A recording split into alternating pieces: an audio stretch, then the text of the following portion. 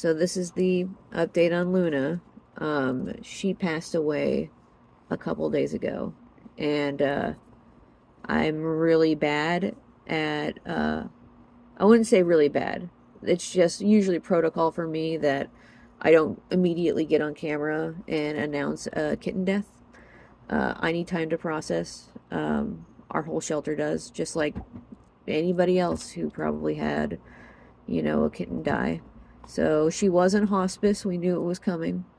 Um, and we think it was a combination of organ failure and pneumonia or something along those lines. It's really hard with URIs to really get a good grasp on what is happening. But yeah, she passed away. She um, got up, been curled up in her little bed, and I saw this heavy sigh happen, and it's usually like a shuddering sigh, and then she was gone. So she was heavily medicated. Like I said, she was on a, a cocktail of pain medication.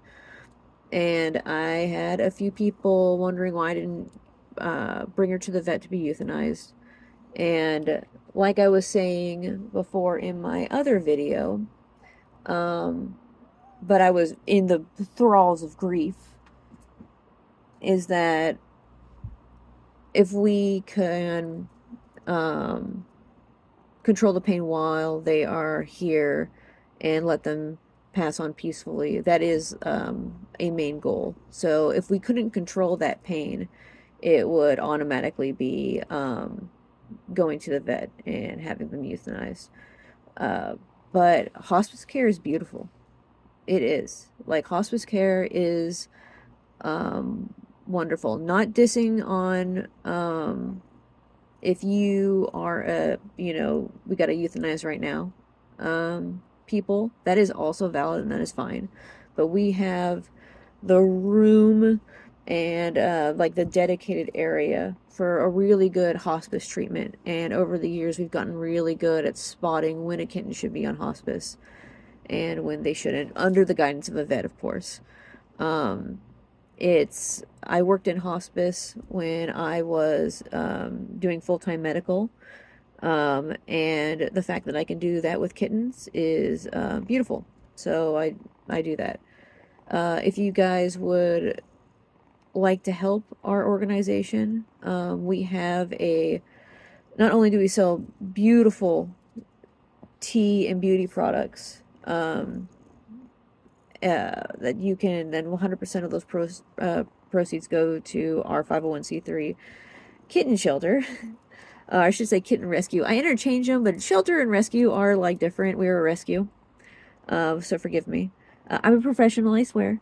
Uh, you can check also our Amazon wish list. Right now, we really need lysine. And so it's a little thing, and we go through it like mad because right now a lot of them are going through URIs. She is just now getting better, but we have Bear here, a little kitten.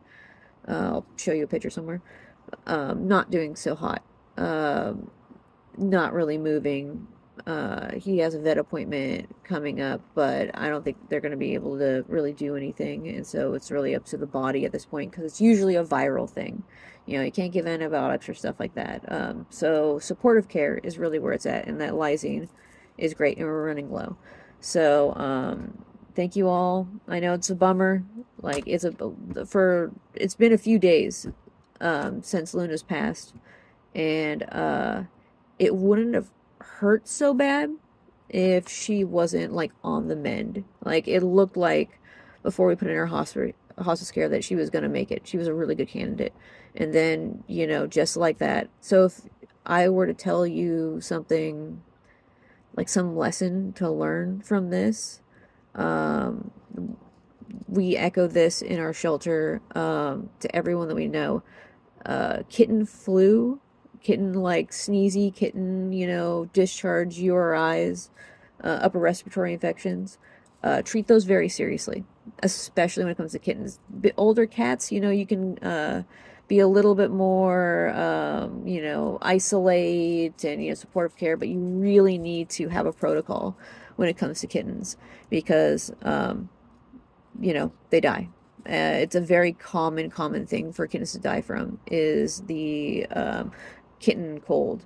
It's not. It is whether it's caused by a virus, bacterial, fungal.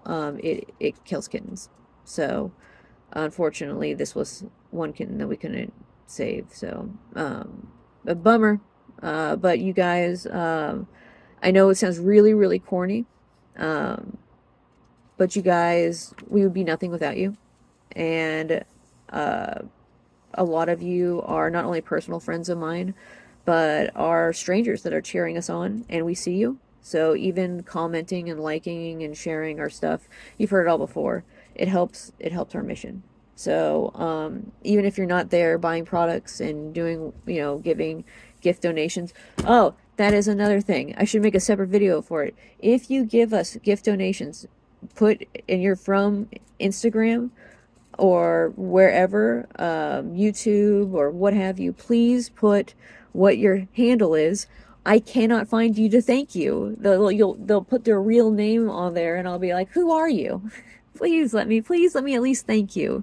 All right. So, anyways, there's that. So, she's that's the other question is where is she buried? She's buried in our kitten graveyard. It's deep in a forest area where people, you would have to know what it looks for. It's a very necromantic graveyard, so there's not really headstones or anything else there marked with stones in a certain way, twigs in a certain way, what have you. And unless you knew what you were looking at, you would pass right by our graveyard and not even know it. So it's a gorilla graveyard. So she is with a bunch of other kittens right now, and that makes me extremely happy. That she not only didn't die alone, and not in pain, but now she's with a group of kittens that also know what she went through. So, all right, before I start crying, if you made it through this video, thank you for letting me ramble and stuff like that. And treat URIs seriously. All right, that's all you should pull from this. Treat URIs seriously, and have a good day, guys.